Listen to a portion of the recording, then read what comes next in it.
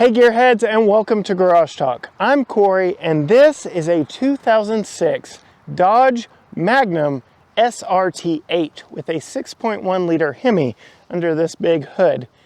And in this video, I'm going to walk around, show you some of the things that make this so special, especially if you are in the market for a mid-2000s American muscle car.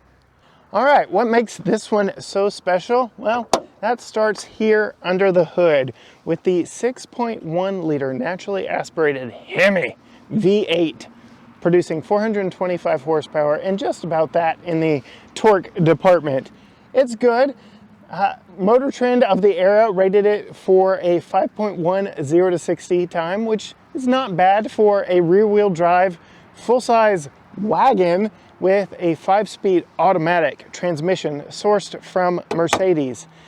The Mercedes DNA actually runs fairly deep with this vehicle because it is the first vehicle in a line of Dodges to use Mercedes E Class bones. The platform of this was the Chrysler LX platform, which borrows heavily from the Mercedes E Class of the era.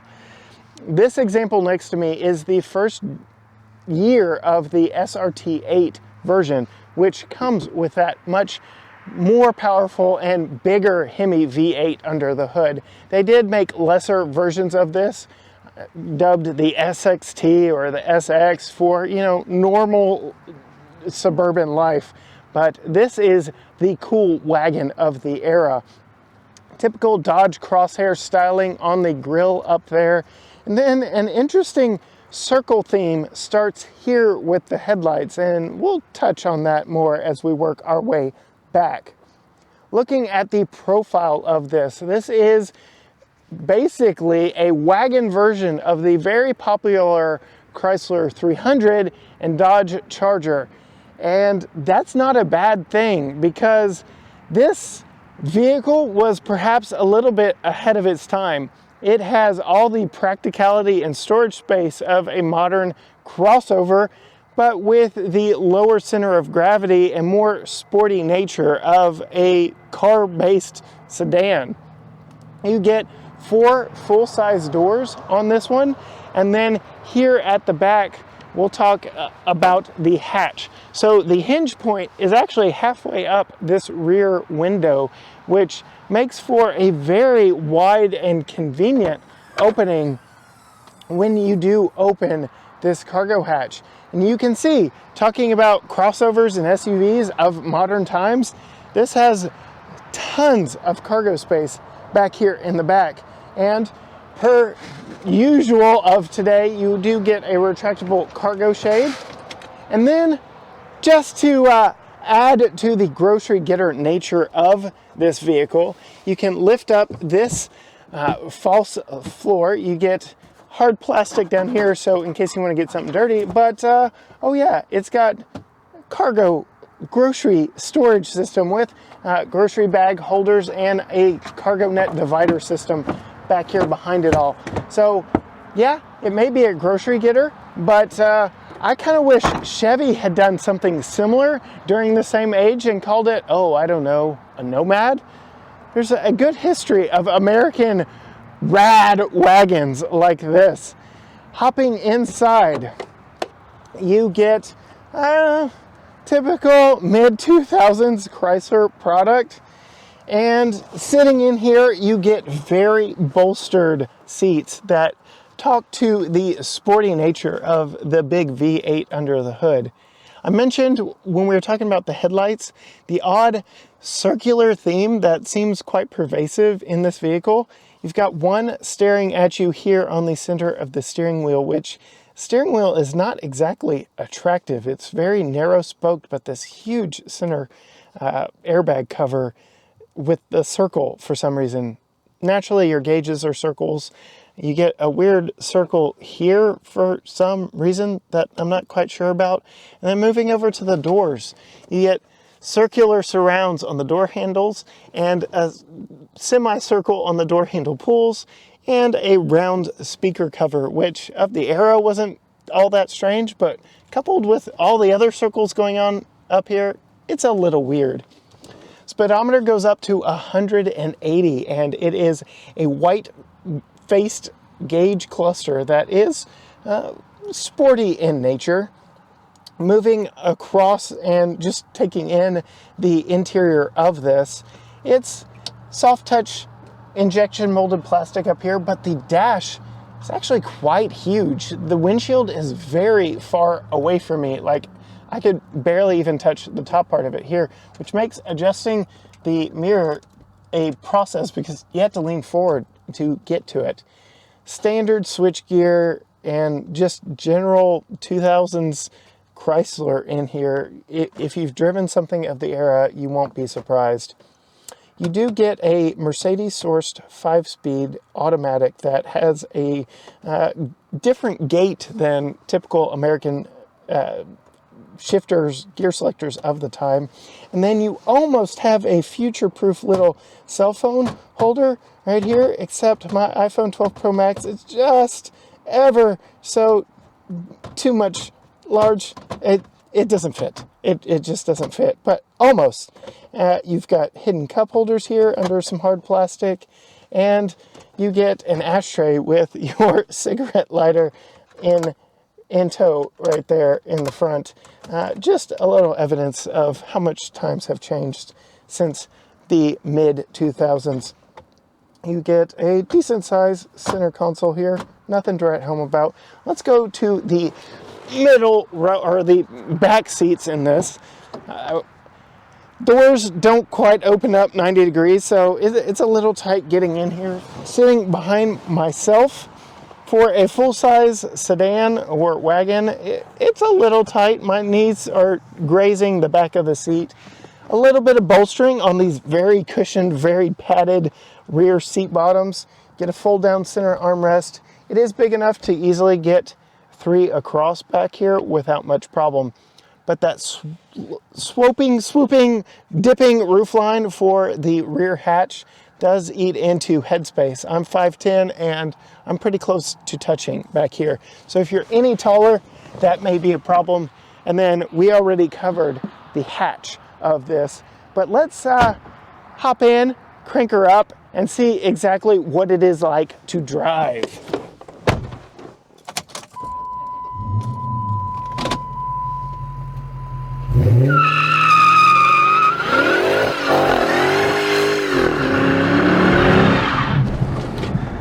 Alright, gearheads, setting off in the 2006 Dodge Magnum SRT8. Yeah, the smell of burning rubber and hot asphalt makes a beautiful day in East Texas even better. First thing, I've got to address the interior of this. While it was at the very beginning of the relationship between Chrysler and Mercedes, it's not the best in here. It's perhaps the best of mid-2000s American vehicles. It's not super creaky and rattly in here. It's pretty well put together, but you do get carryover parts bin type interior in here. It feels, I hate to say it, very Dodge Intrepid in here. There's not a lot that really makes you feel like you're in something special besides the cloud of smoke you can leave behind you from that 6.1 liter Hemi under the hood, just destroying those rear tires. That aside, you get just an okay interior. You know, these seats are very heavily bolstered, but they're big and bulky, and they aren't the most attractive, but you know, beauty's in the eye of the beholder. You can say what you want about that. I mentioned this just hideous steering wheel that just seems so out of place in, I don't know, it just, nothing feels nice and special in here. It just feels very vanilla, and perhaps that was the problem with this vehicle. It was the beginning of something special, and the formula was right. It just needed some tweaking. I think that if this were brought back on the modern platform with the Charger. I know not a whole lot has changed outside of the design, the fit, the finish, and the build quality, but that's really where this falls short. If this were built off a modern Charger platform with that shooting brake style wagon profile with a Hellcat under the hood, I cannot fathom how many guys like me would drool over them. Now, whether or not we would actually buy them, that's yet to be seen. There have been so many cool wagons, especially in Europe, over the years that, again, people like me have begged and pleaded for them to bring to American shores, and the few that do don't really last.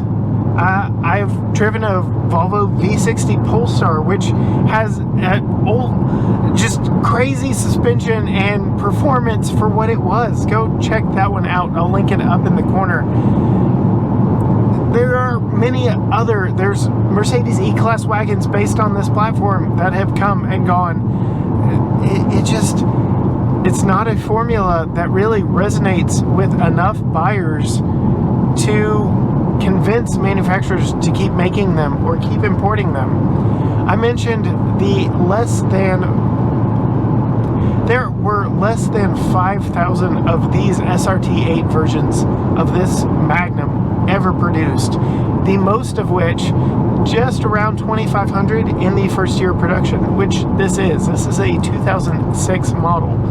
Yes, it's got this HEMI 6.1 liter V8 under the hood. A little low on the performance numbers with 425 horsepower and just about 425 pound-feet of torque. But it's fun, and you saw what it did to the tires.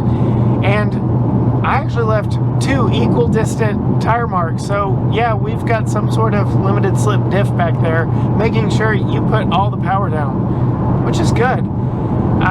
The wagon aspect of this makes it incredibly practical. The large size of this makes it very practical. It's not exactly a corner carver as I hit the twisties on this East Texas back road, but it's not the worst vehicle I've driven briskly down these roads either. You've got large Brembo brakes at all 4 corners to help stop this thing when you finally do get going. But yeah, it's just a big V8 powered American sedan when you get out and going. This thing is really fun in straight lines and doing burnouts, and I'm not going to knock it for either of those things. But yeah, corner carving is not its forte. It's not what it was built for, and that's okay.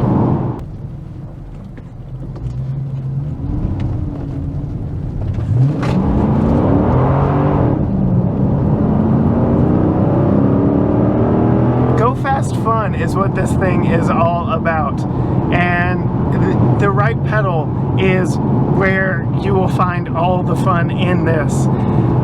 Just being able to tap into that horsepower and lay some rubber back behind you, it is the pure enjoyment factor of this.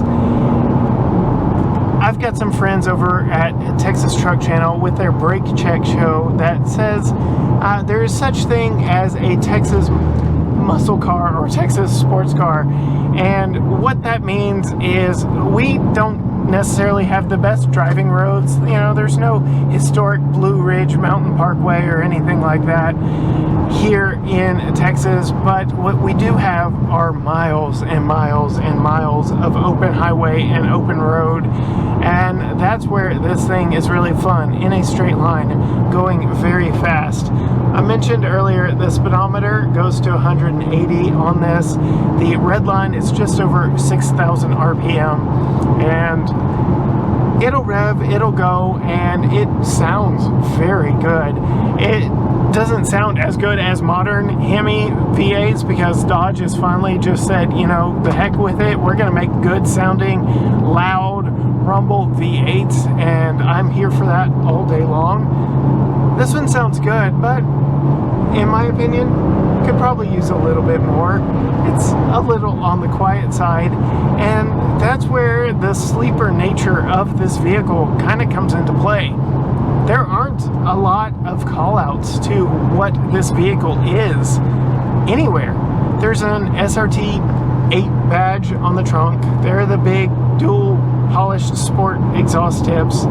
The wheels are more aggressive and very, very chunky. The brake calipers are red and Brembos and let you know, okay, this thing has sporty intentions.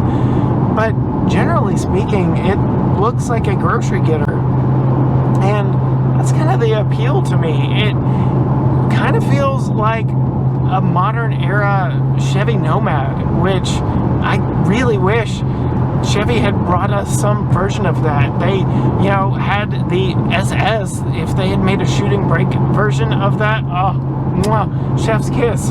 But yeah, this thing is good. It's fun. It's very different. It stands out in the sea of sameness, but is perhaps a vehicle that was just a little ahead of its time. All right, if you were looking for a sleeper of a vehicle, this 2006 Dodge Magnum SRT8 may be it, because it's a rather unassuming wagon based off the Dodge Charger platform without many huge callouts to its sporty nature. You've got the SRT8 badge here on the trunk lid. You've got these dual polished exhaust tips back here, and then the large wheels hiding the Brembo brakes back there in the back. But taking a quick look at it, you would think it's your typical grocery getter of the mid-2000s. That being said, there were less than 5,000 of these ever produced. So if you can find a clean one like this and you want to collect some mid-2000s muscle, this may be your best option.